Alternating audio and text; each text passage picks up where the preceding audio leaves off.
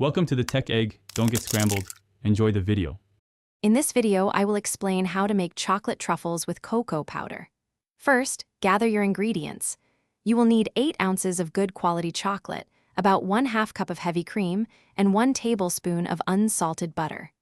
Don't forget 1/4 cup of unsweetened cocoa powder for the final coating. Having everything at room temperature helps create a smooth, consistent ganache. This initial step is crucial for delicious results. Now, let's make the ganache, the heart of your truffles. Start by finely chopping your 8 ounces of chocolate and placing it into a heat-proof bowl. In a small saucepan, gently heat the 1/2 cup of heavy cream and 1 tablespoon of butter until it just begins to simmer. Pour this hot cream mixture over the chopped chocolate.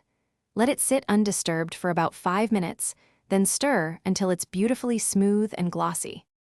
Once your ganache is perfectly smooth, cover the bowl and place it in the refrigerator.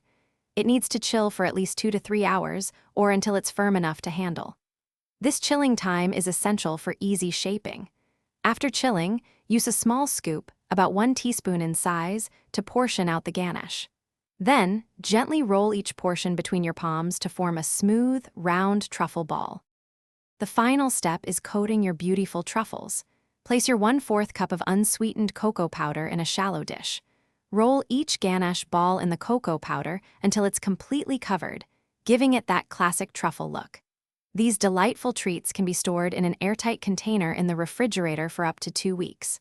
For more great tips and deals, including a link to the new Kindle Paperwhite, check out the description below. Enjoy your homemade chocolate truffles. Thanks for watching. Consider subscribing if I helped unscramble your problems.